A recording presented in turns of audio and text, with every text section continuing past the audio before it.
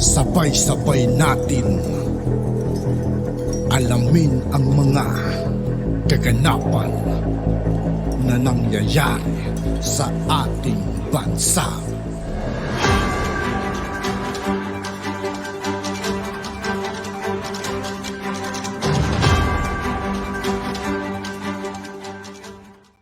Yo, what's up mga kaibigan? This is I2K po again. Ngayon nandito ulit tayo sa channel ni Banat Kapanig TV. Dito naman ulit tayo magbibigay ng komento at reaksyon. Kaya samahan nyo ako guys. Let's go! Po natin, no?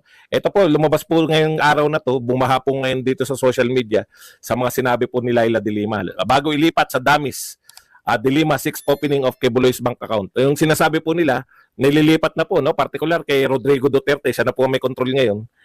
Unang-una, naunahan po sila.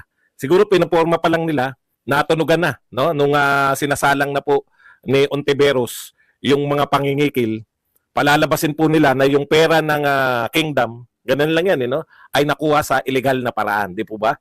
Ganun lang po nila ipoporma yan. Pwede na pabuksan na yan kung illegal yan. At yan, tingnan nyo po hindi po illegal na galing sa dito sa Pilipinas. Lagi po nilang kinokonekta, illegal na galing sa ibang bansa. Sa mga OFW, kinikikilan. Para po, ang mapuntirya po nila, yung pinapasok na illegal na pera. Pumapasok sa bank account, pumapasok sa pera. Parang ganun yan, no? Kinakailangan angguluhan nila. Hindi po pwedeng dito lang sa bansa natin. No? Kinakailangan magmula po siya sa ibang bansa para po pumasok doon sa anti-money laundering law, no? O anti-money laundering act. At pag naisampa po nila yan, siyempre, pwede na po nilang i-freeze, pwede po nilang kumpiskain yung ari-arian kasi nagmula sa illegal eh. Yan yung nakikita natin. Yan yung nakikita natin na posible kung bakit nila ngayon pinupursu. Dalawa po yung nakikita ko, no? Pinupursu nila yan para talagang mawalan na po ng pondo. Naniniwala kasi, siyempre, di ba? Lahat ng oligarko, kontrolado nila, di ba? Ang tinitignan nila ngayon, kahit kontrolado nila, makakapangampanya pa rin si Sara Duterte pagdating sa 2028. Kasi, dahil kay Apollo Kibuloy. Iniisip na mga yan, dahil may pera. No? Kaya, tirahin na natin. Tirahin na natin ngayon si Apollo Kibuloy. Pati yung pera niya, para talagang drug na drug. Wala nang ang kaisa-isang network na susuporta sa mga Duterte, wala na. Yung perang pwedeng ipansuporta sa presidency ng mga Duterte, wala na, di ba? Kaya ang problema nga lang po ng mga to, masyado silang obvious. Obvious na obvious po yung ginagawa nila eh. At yung pagiging obvious nila, naunahan na po sila ng taktika ni Pastor Kibuloy at ni Pangulong Duterte. No? Kaya sabi ko sa inyo, susi yun eh. Napakaganda. Kahit ako, hindi ko naiisip yun eh. Kahit ako, ang pinagtutunan lang kasi natin ng pansin, mahuhuli ba o hindi si Kibuloy. Pero never po natin pinagtuunan ng pansin, teka muna. Putya, yung pera nga pala ng kingdom, yung pera nga pala ni Kibuloy, baka targetin din ng pagkukumpiska. Naalala ko lang yung kay Tebes, di ba? Ginawa po nila yung kay Tebes na na-freeze lahat ng asset, etc. Okay, baka ganun yung gawin. Kaya po napakaganda. Best move talaga yung kay Duterte na ibinigay kay Pangulong Duterte. Kita nyo naman yung pahayag ngayon. Ni Bulaklak, ni Gate, hindi po pwedeng hindi malaman ni Pangulong Duterte. No? Yan yung mga pahayag ngayon ng mula kay Pangulong Duterte at kay Pastor Kibuloy. Kung iba po ang pinagbigyan nun, halimbawa yung mga second in command ng hindi ko po alam kung sino po yung pangalawang pinuno ng kingdom, di ba? Baka wala pong background sa batas. Dahil siyempre, religious yan. Pwede po silang magimikan. Pero kung si Pangulong Duterte na po, sabi nga sa inyo bago pa kayo makaporma, naisip na ni Pangulong Duterte yung mga way para paikutin kayo. Kaya hindi nakaporma yung mga kaso-kaso nila Franz Castro, di ba? Rally-rally pa tayo ron, pero wala po talaga. Okay. Eto pa po, isa pa.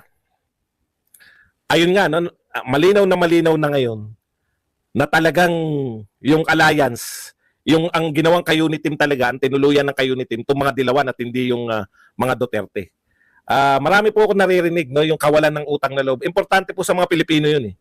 Yung utang na loob. Ngayon, ang naririnig mo na, hindi naman si Sara Duterte nagpanalo. Wala palang silbi si Sara Duterte, bakit nyo niligawan na niligawan?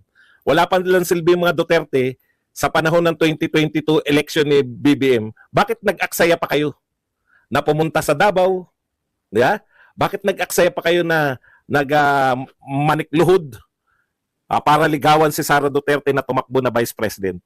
Kung talagang walang silbi si Sara Duterte. Pero malalaman naman natin yan. Huwag kayo mainip. Malalaman naman natin yan.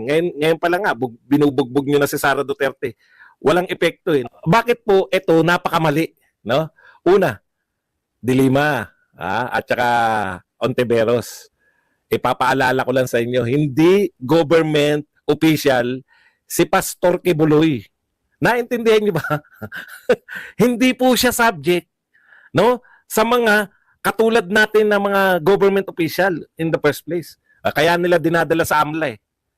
Dahil hindi nila pwedeng dalhin dito sa batas ng mga gobyerno eh.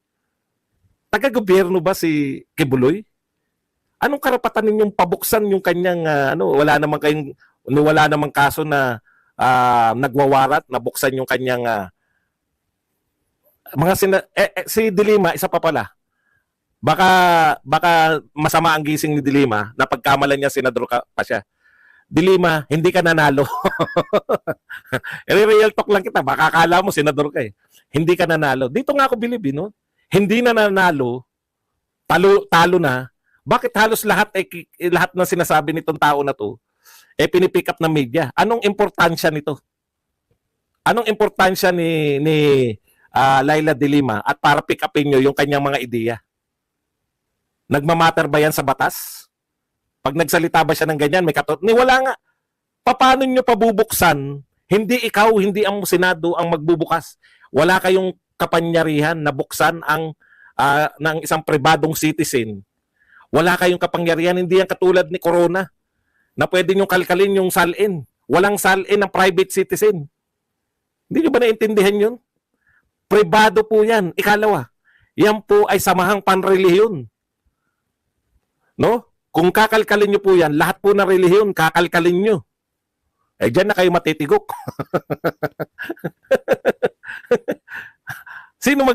Siguro hindi nyo masasabi sa iglesia yan. Masasabi nyo ba sa iglesia yan na pabuksan nyo yung bank account ng mga manalo?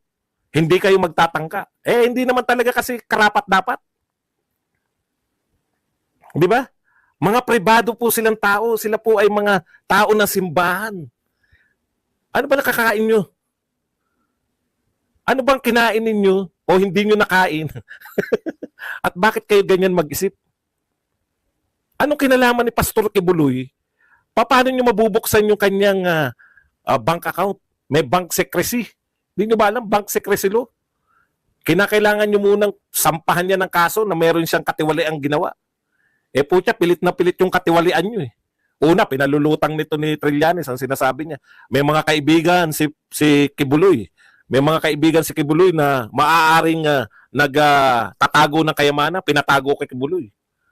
Maniniwala kayo. Isa na ng mga kwentong barbero. Makapangyarihan mga tao, kay Kibuloy daw pinatago.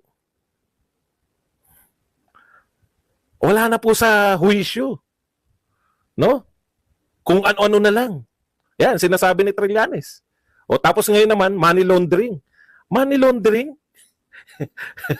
Ipapadaan kay Kibuloy. Karamihan, hindi po ganyan mag-money laundering. Una, ang money laundering, karaniwan, galing po sa illegal yung pera. Illegal na business, huhugas. Kaya nga money laundering. Yung termino po na money laundering, kaya po tinatawag na money laundering, galing po yan sa illegal. Droga, kung ano-ano pa, mga perang nakuha sa illegal. Huhugasan mo yung pera. Pilit na pilit yun eh. Ang binibintang nyo, kinikikilan ni Pastor Kibuloy yung kanyang mga kasapi. At hindi simpleng kasapi, kinakailangan OFW ang kinikikilan. Bakit kinikikilan ng OFW? Bakit kinikikilan daw? Parang pumasok sa anti-money laundering. Akalain nyo? Yung OFW ba, illegal ba yung pera? Papalagay nyo ng tama yung sinasabi nyo. Yung pera, ha? Yung pera ni Kibuloy, yung pera ng Kingdom ay galing sa mga OFW. Pagpalagay nyo na. Inaakusahan nyo yung OFW, yung miyembro ng Kingdom, na illegal yung ginawa nila para maging money laundering. Yun yung ibig sabihin ng money laundering. Maghuhugas ka ng pera galing sa marumi. Hugasan mo para luminis. Naglalaba ka ng pera, yun po ibig sabihin nun sa mga dating senador at sa kasalukuyang senador na hindi mo maintindihan. O yan po yung una ko, no? Una kong tsorya. Pilit na pilit para makumpiska yung pera ni Kibuloy. Too late na eh. O, paano nyo kukumpiskahin? Kahit nga bulaklak, kinakailangan dumaan kayo kay Duterte. Ay, tapos na. At yun nga po mga kaibigan, dito po nagtatapos ang ating reaction video. Muli ako po si I2K ng Sundalo ng Dunggalo. Maraming salamat sa patuloy na pagsuporta. Yeah, peace out.